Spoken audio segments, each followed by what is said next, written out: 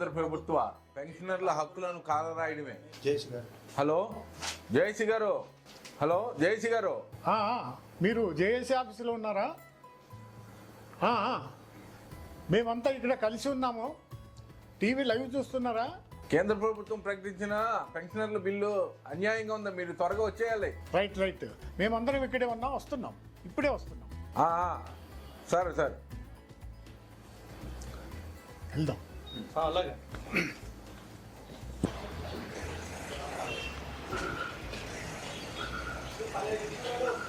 రండి.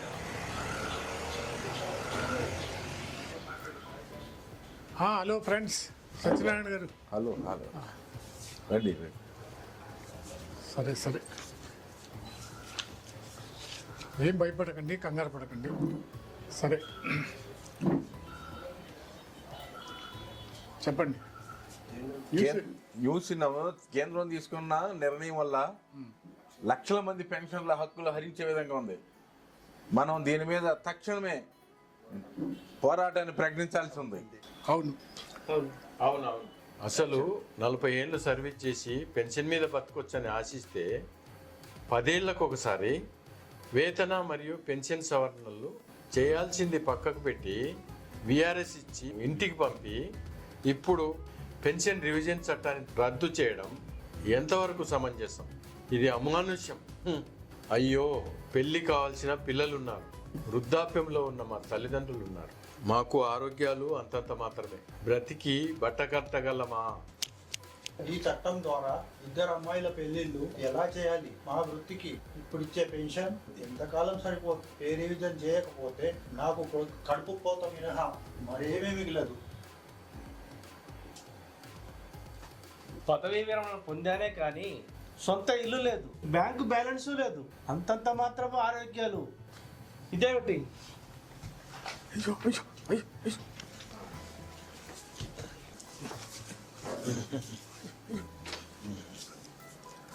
ఇంట్లో న్యూస్ విని మా ఆవిడ పడిపోయారట, నేను పోతున్నా. డాక్టర్ గారు, మా జేఏసీ ఆఫీసులో మా పెన్షనర్ పడిపోయారండి. కొంచెం అర్జెంటుగా మీరు రావాలి. మీ అర్జెంటుగా సార్, ప్లీజ్.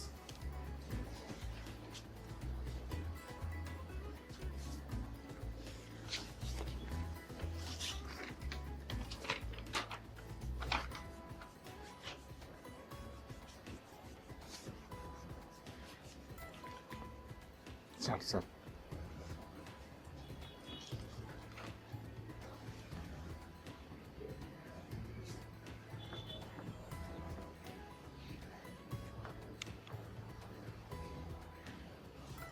కరెక్ట్ మెడిసిన్ ఇవ్వండి సార్. రవీంద్ర గారు షాక్ గురయ్యారు సార్. ఈ పెన్షన్ సంబంధించిన న్యూస్ విని ఆయన షాక్ గురయ్యారు. మరే ప్రమాదం ఏం లేదు. నేను మెడిసిన్స్ ఇస్తాను, ఓకే సార్, మీరు వాడండి. ప్లీజ్.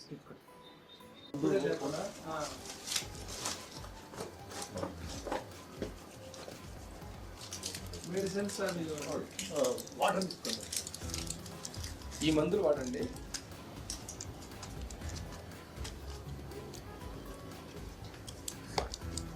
ఇది ఉదయం ఒకటి, సాయంత్రం ఒకటి, ఇది మధ్యాహ్నం ఒకటి వాడాలి. అలాగే ఇది వాటర్ లో కలిపి ఇప్పుడు ఇవ్వండి. ఇది ఇమీడియట్ ఎనర్జీ వస్తుంది. అలాగే సార్. ఇప్పుడు నీళ్ళు చల్లమంటారు సార్ ముఖం మీద? కొంచెం నీళ్ళు చల్లితే స్పృహలోకి వచ్చేస్తారు. జస్ట్ షాక్ గురయ్యారు, ఏం ప్రాబ్లం ఏం లేదు. కొంచెం రవీందర్ గారు లేవండి.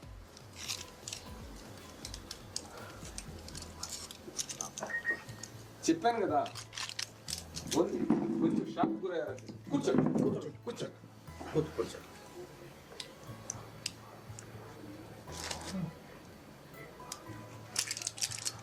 నీళ్ళు పట్టుకోండి. గ్లాసు అదే మందు కలుపు.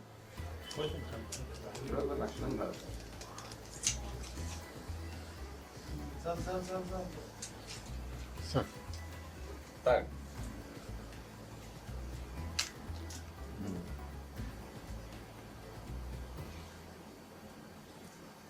Very good. కళ్ళు తెరవండి సార్.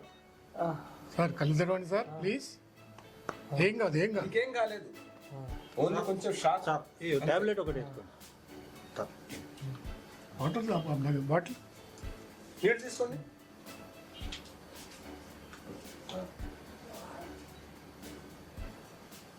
మింగండి.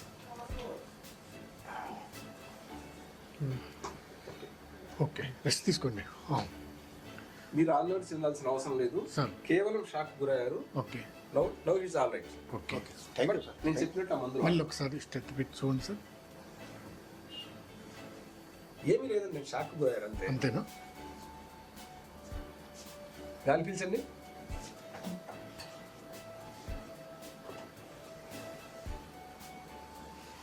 గాలి పీల్చండి.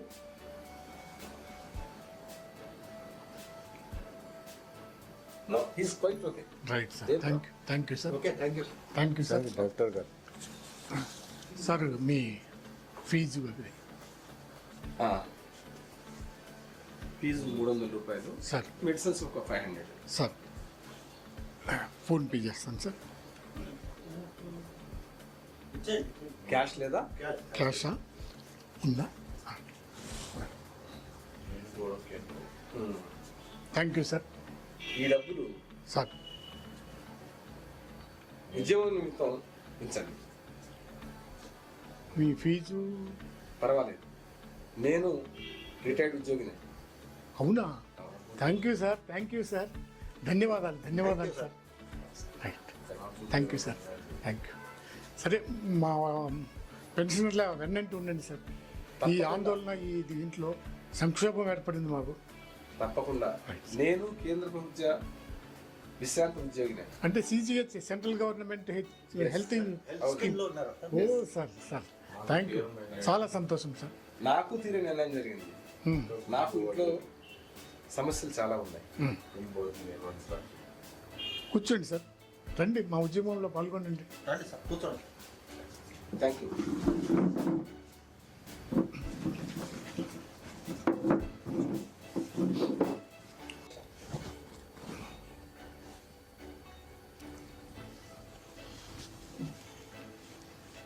నా ప్రాణం పోయినా పర్వాలేదు, ఈ ఉద్యమాన్ని నేను నడిపిస్తాను. ప్రాణాలు శాశ్వతం కాదు, పోయే ప్రాణాలు ఎలాగో పోతాయి.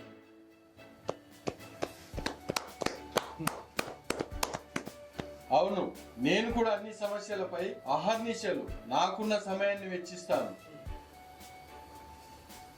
వృద్ధులన్న ఉదార స్వభావాన్ని కూడా వదిలేసి అమానుషంగా చట్టం చేసిన కేంద్ర ప్రభుత్వానికి కనువిప్పుగా నాకున్న వైద్యానికి మీ అందరికీ ఉచితంగా ధారపోస్తాను. ధన్యవాదాలు డాక్టర్ గారు. ధన్యవాదాలు డాక్టర్. మీ కోఆపరేషను మా ఉద్యమాన్ని ఇలాగే సహకరించాలని మరొక్కసారి మీకు మనవి చేస్తూ ధన్యవాదాలు. నా సహాయ సహకారాలు మీకు ఎల్లప్పుడూ ఉంటాయి. వివేక్ అసిస్టెంట్, లీగల్ అసిస్టెంట్ కదా మీరు? మన సీనియర్ అడ్వకేట్ దగ్గర ఉంటారు. సార్ నేను ఆయనకు ఫోన్ చేశాను, ఆయన రావట్లేదా? సార్ అర్జెంట్ పని మీద వెళ్ళారు, మళ్ళీ వస్తా అన్నారు సార్. Okay right.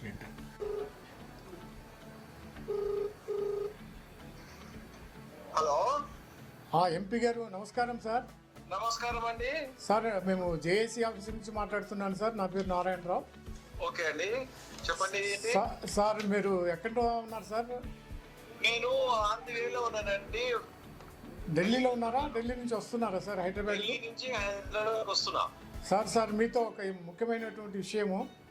చెప్పండి, ఏంటి, ఏమైంది?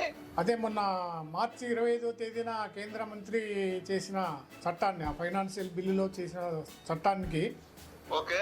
షాక్ గురయ్యి మా పెన్షనర్ వాళ్ళ భార్య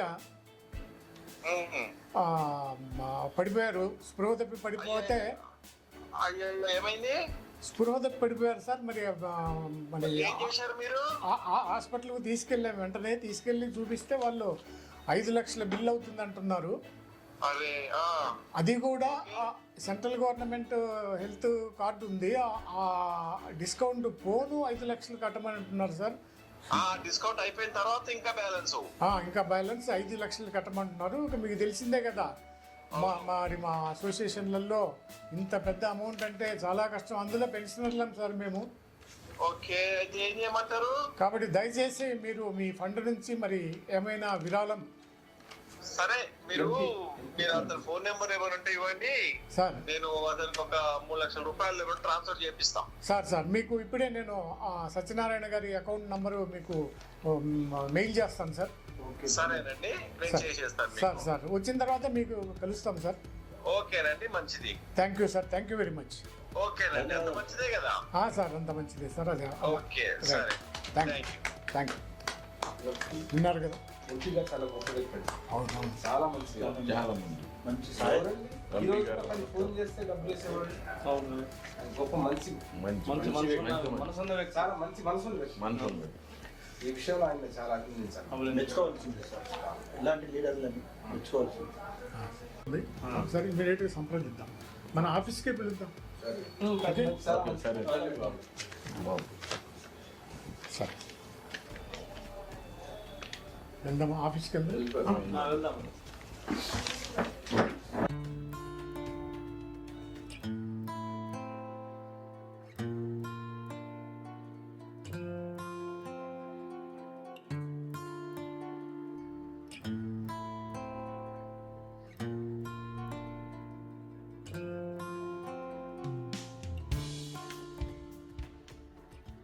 లాయర్ గారు, మొన్న మార్చి 25వ తేదీ నాడు పార్లమెంట్లో ఫైనాన్స్ మినిస్టర్ చేసిన అనౌన్స్మెంట్ విన్నారు కదా? అవును. ఒక సెంట్రల్ గవర్నమెంట్ ఉద్యోగులుగా పనిచేసి విరమణ పొందినటువంటి పెన్షనర్ల పొట్టగొట్టేటువంటి విధంగా గత ఎప్పటి నుంచో హక్కును పొందినటువంటి మా అందరి స్వేచ్ఛను నడ్డి ఇరగొట్టినటువంటి ఈ చట్టము ఎంత దారుణంగా ఉందంటే అంత దారుణంగా ఉంది. చాలామంది అనారోగ్యాలకు గురై, హార్ట్ అటాకులకు గురై పడిపోతున్నారు. పొద్దున్న లేచి నుంచి అయ్యే వార్తలు వస్తున్నాయి సార్. మరి మా ఆందోళన ఏంటంటే ఇమ్మీడియట్గా పార్లమెంటును ముట్టడించేటువంటి ప్రణాళిక చేయాలి. దానికి లీగల్గా మీరు ఏం చెప్తారు? నారాయణ గారు, పార్లమెంటు ముట్టడి కంటే కోర్టులో పిటిషన్ దాఖలు చేయడం ఉత్తమం. అంటే పార్లమెంటు ముట్టడి అనేది తర్వాత ఆలోచిద్దరు, కానీ పిటిషన్ ముందు లీగల్గా పిటిషన్ దాఖలు చేయడము ఉత్తమం. ఇప్పుడు కోర్టుల వ్యవహారం అంటే చాలా నిదానంగా నడిచేది కదా సార్. ఇప్పుడు అర్జెంటుగా లోక్సభలో ప్రవేశపెట్టిన బిల్లును ఎగువ సభ మరి రాష్ట్రపతి ఆమోదానికి పోయే ముందుగా రాష్ట్రపతికి మెమోరండం ద్వారా మనం తెలియజేయడం మంచిదేమో. రాష్ట్రపతి గారికి మెమోరాండం దాఖలు చేయండి, అది మంచి పద్ధతే. ఈ లోపల ప్యారలల్ గా కోర్టులో పిటిషన్ కూడా దాఖలు చేసేసి మీ తరఫున నేను మాట్లాడతాను. ఓకే, ఇప్పుడు మీకు సమస్య అంతా అర్థమైంది. ఆన్లైన్ లో కూడా నేను వివరాలన్నీ కూడా సేకరిస్తాను.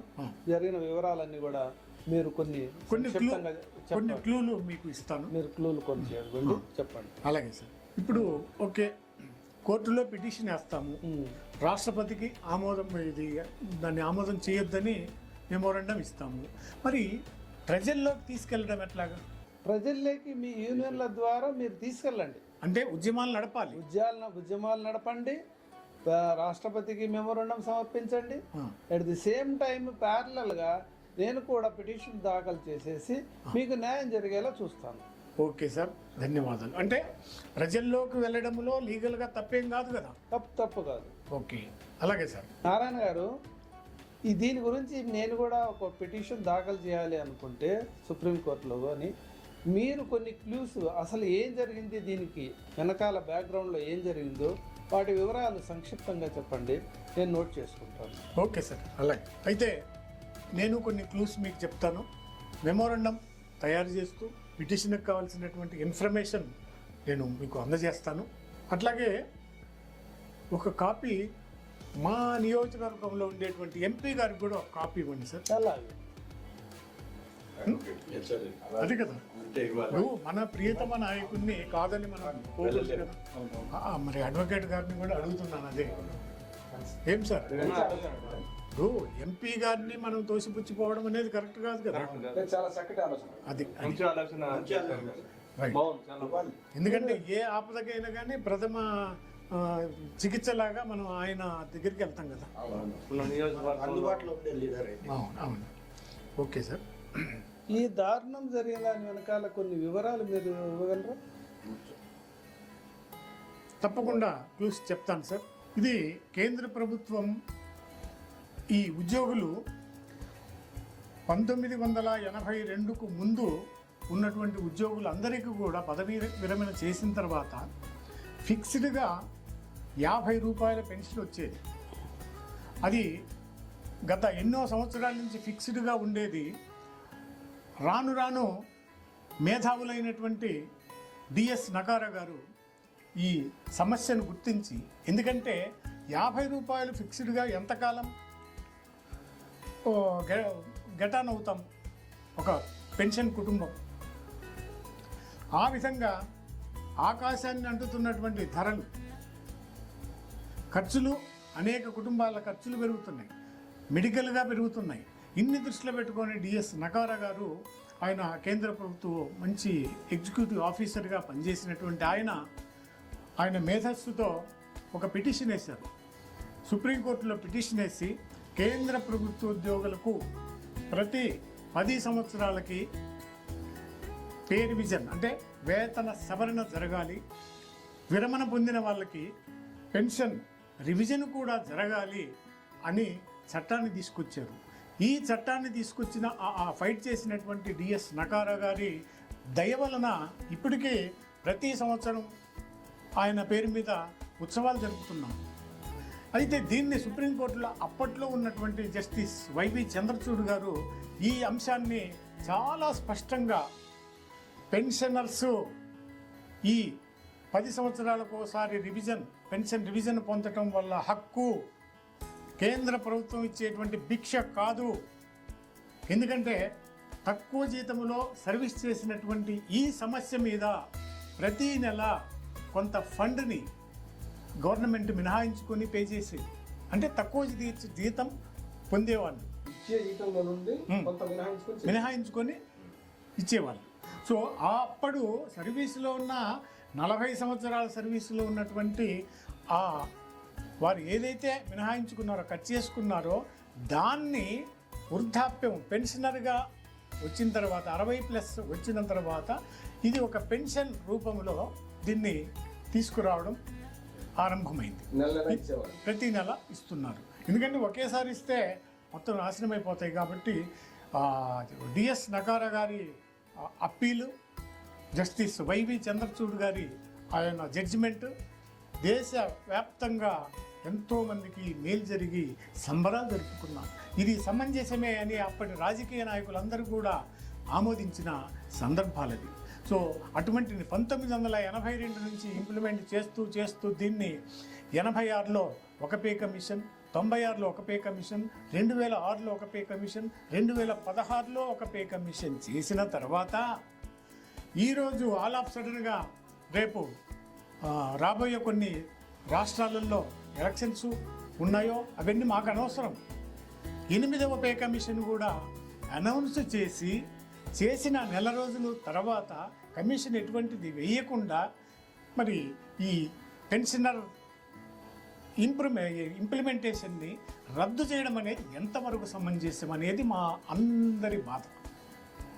8వ వేతన కమిషన్ పెన్షనర్స్ వర్తించదని చెప్తున్నారు. అదే కదా మీరు చెప్పదలుచుకుంది? Yes sir. నారాయణ గారు, అంటే సార్ లాయర్ గారు, మీ పిటిషన్లు కూడా మీరు మీరు చెప్పిన వివరాలు చాలా వాల్యుబుల్గా ఉన్నాయండి.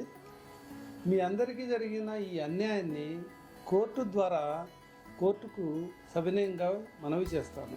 అలాగే మీ కార్యక్రమాలన్నీ ఉద్ధృతం చేయండి, అందరికి ప్రజల్లోకి తీసుకెళ్ళండి. రెండవది, రాష్ట్రపతి గారికి కూడా మెమోరండం ఇవ్వండి, ఎంపీసీకి కూడా మెమోరండం ఇవ్వండి. నాకు అవసరమైన ఇన్ఫర్మేషన్ ఆన్లైన్లో ఉంటుంది, నేను సేకరిస్తాను. మీ బాధను నేను అర్థం చేసుకోగలను. నా శాయశక్తుల కృషి చేసి మీకు న్యాయం జరిగేలా ప్రయత్నిస్తాను. Thank you sir. మా అందరి ఆశయం ఏంటంటే అప్పట్లో డిఎస్ నకారా గారి అప్పీల్ మీరు అవ్వాలి, వైవి చంద్రచూడ్ జస్టిస్ గారిని మీరు ఏ రూపంలో ఇప్పుడు ఇస్తారో అది మీ మీద ఆధారపడింది. మీరు జాయశక్తుల దీన్ని పోరాడి మాకు న్యాయం చేస్తారని మా అందరి తరఫున మీకు ధన్యవాదాలు. ఖచ్చితంగా చెప్పండి. ఇందులో 60 లక్షల మంది పెన్షన్స్ ఉన్నారు. పెన్షనర్స్ 60 లక్షల మంది కుటుంబాలకు మీరు చేసేది ఒక చిన్న సహాయం కాదు. అది 60 లక్షల కుటుంబాలకు న్యాయం జరిగింది. ఖచ్చితంగా. కాబట్టి మీరు వివేక్, తప్పకుండా డాక్టర్ గారు ఈ ఇన్ఫర్మేషన్ గురించి స్టడీ చేయి, మనం ఖచ్చితంగా వీళ్ళకు న్యాయం జరిగేలా చూద్దాము. 66 లక్షల మందికి ఇది అన్యాయం జరుగుతుంది సార్. ఇంకోటి చెప్పడం మర్చాను, 66 లక్షలు అంటే 2025 డిసెంబర్ 31వ తేదీ వరకు ఎవరైతే రిటైర్ అవుతున్నారో వాళ్ళందరూ కూడా కలిపి 66 లక్షల నుంచి 70 లక్షల మంది వరకు ఉంటున్నారు. Oh my god. వీళ్ళందరికీ అన్యాయమే. అంటే జీవితాంతము ఇదే ఫిక్స్డ్ పెన్షన్ ఉండేలాగా మొన్న చేసిన చట్టం. అయితే పెన్షన్ మేము రద్దు చేయలేదు అని ఒక పక్కన ఫైనాన్స్ మినిస్టర్ చెప్తున్నారు. 1/1/2026 ఆన్వర్డ్స్ రిటైర్ అయ్యే వాళ్ళకి మాత్రం పే కమిషన్ అమలు జరుగుతుంది అని అంటున్నారు. ఇది ఎంతవరకు 2 భాగాలుగా విభజించడం ఏంటి? మా ఆవేదన ఇది. ఉద్యోగులు పెన్షనర్లని 2గా విభజిస్తున్నారు. ఇప్పటి వరకు అటువంటిది ఎప్పుడు జరగలేదు. ఇప్పుడు కొత్తగా చేస్తున్నారు కాబట్టి దానివల్ల దాదాపు 60 నుండి 70 లక్షల మంది నష్టపోతారు. వీళ్ళ కుటుంబాలకు అన్యాయం జరుగుతుంది. నష్టపోవడం కాదు, అన్యాయం జరుగుతుంది. భవిష్యత్తులో డాక్టర్ గారు, ఇప్పుడు దాకా నడిచినటువంటి డివైడింగ్ రూల్ అది పెన్షనర్లను ఉద్యోగులను చేసేది. ఇప్పుడు పెన్షనర్లనే అంటే ఇప్పుడు ఎగ్జిస్టింగ్ పెన్షనర్లు అందరినీ ఒక భాగం, కాబోయే 1/1/2026 నుంచి పెన్షనర్లుగా మారే వాళ్ళను అదొక డివిజన్, ఇది ఒక డివిజన్. అంటే విభజించి పాలిస్తున్నటువంటి ఈ వేర్పాటువాదము ఎంతవరకు మేము జీర్ణించుకోగలం? నాకు అర్థమైంది డాక్టర్ గారు, నారాయణ గారు, నాకు మీ సమస్య అర్థమైంది. రాజకీయాల జోలికి వద్దు, కానీ మీ సమస్య పరిష్కారం అవడానికి లాయర్గా మా శాయశక్తుల ప్రయత్నించి మీకు న్యాయం జరిగేలా చూస్తానని మాత్రం ఖచ్చితంగా మాట ఇవ్వగలను. ఖచ్చితంగా మీకు మంచి జరుగుతుందని చెప్పేసి సదా నమ్ముతున్నాను. మరొకసారి మా అందరి తరఫున మీకు ధన్యవాదాలు సార్. నమస్తే. ధన్యవాదాలు సార్. నమస్తే. Thank you sir. వివేక్, ఈ కేసు బాగా స్టడీ చేయి, జాగ్రత్తగా డీల్ చేద్దాం. థ్యాంక్ యూ లాయర్ గారు. సార్ మీరంతా పెద్దవాళ్ళు, వయోవృద్ధులు, 60లు 70లు 80లు ఉన్న మీ అందరికీ సహాయకారిగా ఉచిత సేవలు చేస్తాను. మా సార్ ఇచ్చే జీతము ఉద్యమ ఖర్చులకి విరాళంగా ఇస్తాను.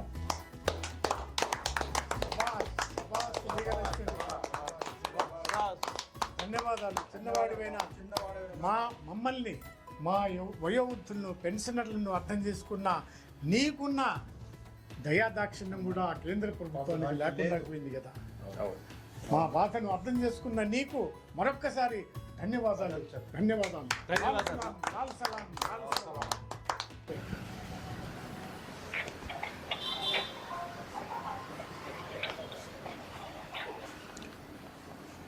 సార్ నమస్తే సార్. సార్ మేము జేఏసీ ఆఫీస్ నుంచి వచ్చాం సార్. Joint action committee. నమస్తే అండి, అందరు బాగున్నారా? మొన్న మార్చి 25వ తేదీన సెంట్రల్ ఫైనాన్స్ మినిస్టర్ మా పెన్షనర్లందరి వెన్ను ఇరగొట్టినటువంటి చట్టం పాస్ చేశారు. తమరికి తెలిసిందే కదా. అవును. కాబట్టి 1982 నుంచి వస్తున్నటువంటి ఈ సౌకర్యాన్ని ఆల్ ఆఫ్ సడన్గా రద్దు చేయడం అనేది మా గుండెల్లో రైళ్లు పరిగెత్తించేలాగా మాకు పొట్టగొట్టడమే అయింది సార్. సో అవన్నీ వివరంగా మేము ఈ మెమోరాండం ద్వారా రాశాము. కొంచెం మీరు దయతో దీన్ని ప్రధానమంత్రి నోటీస్ వరకు తీసుకెళ్ళి ఈ చట్టాన్ని రద్దు చేయిస్తారని మా అందరి ఆవేదన సార్. ఓకే, నేను ప్రయత్నం చేస్తా. పార్లమెంట్లో మీటింగ్ లోపల నేను దీని గురించి డిస్కషన్ చేసి మేము ప్రయత్నం చేసేటట్టు చూస్తాం. మీకు న్యాయం చేసేటట్టు నేను చూస్తాం. Okay sir. Okay, thank you sir. Thank you. మళ్ళీ ఎప్పుడు కలవమంటారు సార్? మళ్ళీ పార్లమెంట్ సెషన్ అయిన తర్వాత ఇట్లా వచ్చిన తర్వాత మేము ఇప్పుడు దాన్ని బిల్ గురించి మాట్లాడతాం. Okay sir. Right. Thank you.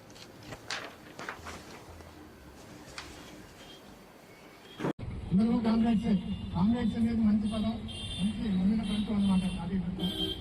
ఈరోజు మనం ఈ సమావేశానికి హాజరు అయిన దానికి నిజంగా చాలా చింతించాలి.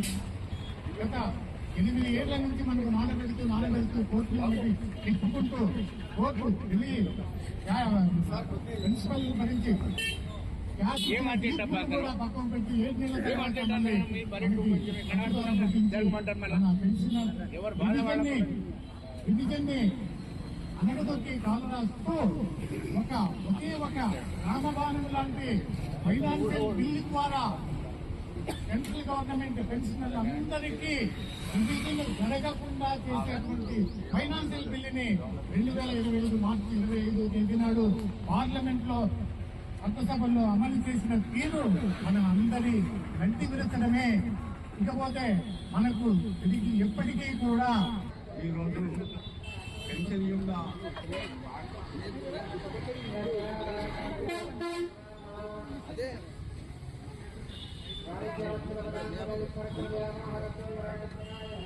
పెన్షన్ యొక్క సమస్యల గురించి చర్చించడానికి ఇప్పుడే మన postal central government pensioners association form చేసి మన సమస్యలన్నింటికీ పరిష్కారం ఉంటే అవసరం అనుకుంటే ఇప్పుడు కోర్టు తీర్పులను కూడా కోర్టు డిసిషన్ కూడా వాళ్ళు వైలేట్ చేస్తున్నారు సెంట్రల్ గవర్నమెంట్ అంటే ఎంత నికృష్టమైన గవర్నమెంట్ ఉందో మనం ఆలోచించాలి. మనం పబ్లిక్ సేవ చేసి కొన్ని సంవత్సరాల నుంచి మన రక్తాన్ని దారపోసి మన దేశాన్ని కాపాడిన ఈ యొక్క సెంట్రల్ గవర్నమెంట్ ఎంప్లాయీస్ ఈ స్టేట్ గవర్నమెంట్ ఎంప్లాయీస్ తో పాటు మనం ఎంత కృషి చేసామో మనకు తెలవాలి. అదే రకంగా ఇప్పుడు ఎవరైతే రాజకీయ నాయకులు ఉన్నారో వారికి ఎలాంటి పెన్షన్ వస్తుంది, ఎన్ని రకాల పెన్షన్ వస్తుంది, వాళ్ళు 20 రోజులు సర్వీస్ చేశారు, 5 ఏళ్ళకి వాళ్ళకు కావాల్సిన సదుపాయాలు ఇస్తూ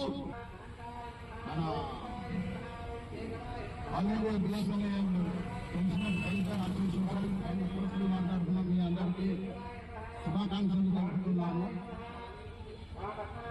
నా యొక్క 65 సంవత్సరాల ఎక్స్పీరియన్స్ లో ఈ మోడీ గవర్నమెంట్ ఒక్క ప్రభుత్వ సెక్టర్ను నెలకొల్పిన పాపాన పోలేదు. 10 సంవత్సరాలలో ఉన్న వాటిని అన్ని ఎమ్మెల్యేసిటీ చేస్తున్నారు. వీరి యొక్క చెప్పకూడదు కానీ వీరి యొక్క విధానం వేరే ఉన్నది, ఎంప్లాయీస్ విషయంలో కాదు. ఇంకోటి ఏం చెప్తున్నానంటే పార్లమెంటులో 50 పైసలు పుట్టి 15 పైసలు 10 రూపాయలు పుట్టిన ఎంపీకి భోజనంలో 8 రూపాయలకు బిర్యానీ. అంటే ఒక సామాన్య మానవుడు భయపడదు. ఏది యొక్క ఫెసిలిటీస్ వాళ్ళు పొందుతున్నారు. మరి 45, 55 ఏళ్ళు 30 ఏళ్ళు సర్వీస్ చెప్పి మనం చేస్తున్నాము. మన దగ్గరకు వచ్చాకనే పెన్షన్ లేదు. ఫర్ ఎగ్జాంపుల్ ఒక్కసారి ఒక ఎంపీ అయిందంటూ ఆయన వచ్చిన తర్వాత ఆయన కూడా పెన్షన్ ఆయన ఫ్యామిలీకి ఉంటుంది. కానీ మన విషయం 2003లో ఒక ఎంప్లాయీ రిక్రూట్ అయిన తర్వాత అందరికి మాత్రం పెన్షన్. ఇది ఎక్కడి జస్టిస్? వీళ్ళు బీజేపీ వాళ్ళు ఏం చేస్తున్నారు? అక్కడ ఉన్న సుప్రీంకోర్టు